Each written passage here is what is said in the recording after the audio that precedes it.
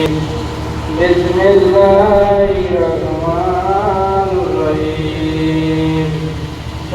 প্রশংসা আল্লাহ তাআলার। যাই হোক, আমরা পৃথিবীতে এসেছি, আবার চলে যেতে হবে। মৃত্যুর চাপ সকলকে গ্রহণ করতে হবে। আল্লাহ পাক আমাদের এই মজলিসে বসার তৌফিক দান করেছে, আমরা শুকরিয়া আদায় করি। সবাই বলে আলহামদুলিল্লাহ। আলহামদুলিল্লাহ। আরেকবার বলি আলহামদুলিল্লাহ। আরেকবার বলি আলহামদুলিল্লাহ। পৃথিবীতে এসেছি, আবার চলে যেতে হবে। মৃত্যুর চাপ সকলকে গ্রহণ করতে হবে।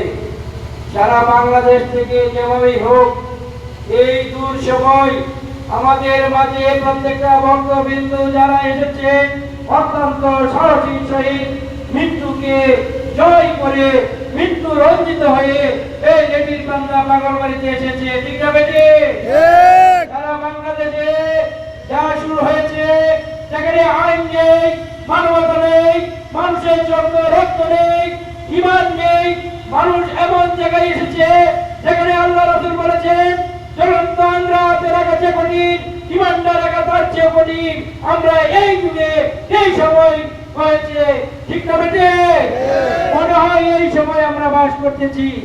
সুতরাং এই যে বাংলাদেশে আগুন মৃত মানুষের লাশ, এবং সে মুসলমান হোক, সে পাগল হোক, যাই হোক, কিন্তু মুসলমান হয়েও এক মুসলমান অন্য মুসলমানের 15 দিন পরে লাশ উঠে পুড়ে সেটাকে মৃত্যু মারে এবং আগুনে পুড়ে ফেলেছে। ঠিক না বেটে? এটা কি আমাদের মানবতা? আমাদের মাঝে মানবতা নেই।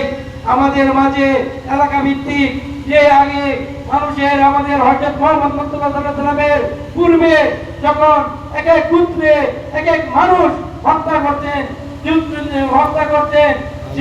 জোর করে জিনা করতেন, এরকম যাযাবরের মতো বাংলাদেশ হয়ে গেছে। ঠিক না বেটি?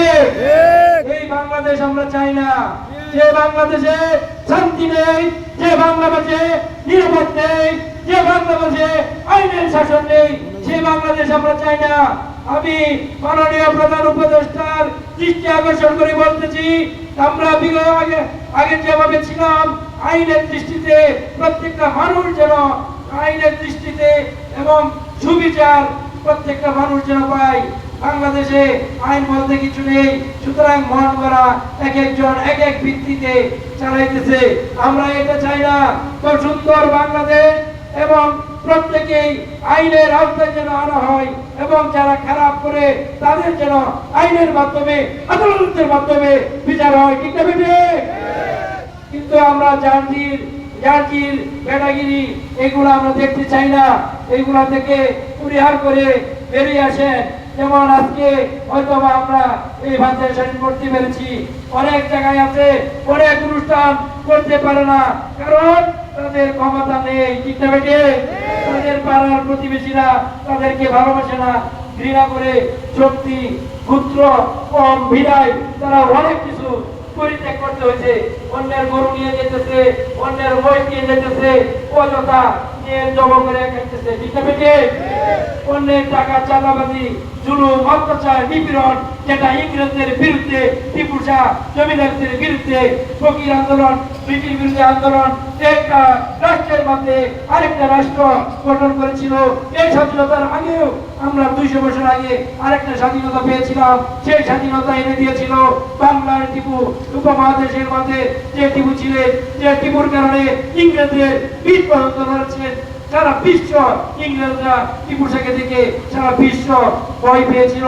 সেই টিপু শাহর বংশধরে আপনাদের কাছে একটাই অনুরোধ করব, আমরা প্রত্যেকেই 5 ওয়াক্ত নামাজ পড়বো, রোজা রাখবো, হালাল রিজিক ইনকাম করবো, মা বাবা ভাই বোন আত্মীয় হক আদায় করবো, তাহলে আমরা কামিয়াব হইতে পারবো।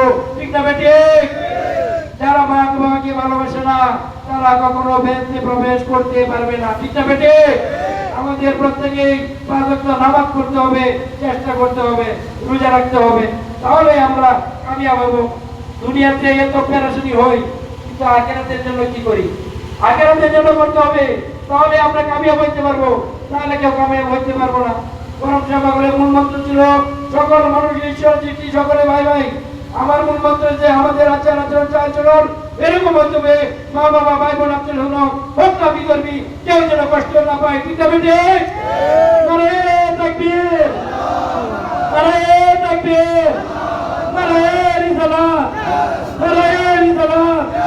করম শাহ বাগান কি, করম শাহ বাগান কি, সভাপতি শাহ কি, সভাপতি শাহ কি, বিপুল শাহ কি, বিপুল শাহ কি, আইসা কি, আইসা কি, শেখর শাহ কি, শেখর শাহ কি, প্রধান শাহ কি, প্রধান শাহ কি, গুরু শাহ কি, গুরু শাহ কি, মানিক শাহ কি, মানিক শাহ কি, বাবুল শাহ কি, বাবুল শাহ কি।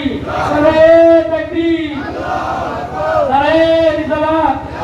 ফাতিহা শরীফ কি জয়, মিলাদ মাহফিল কি জয়। আসসালামু আলাইকুম ওয়া রাহমাতুল্লাহি ওয়া বারাকাতুহু। সুমন ভাই দোয়া করে দিবে। যাই হোক, এখন বিষয় হচ্ছে আপনারা যদি গান শিখবেন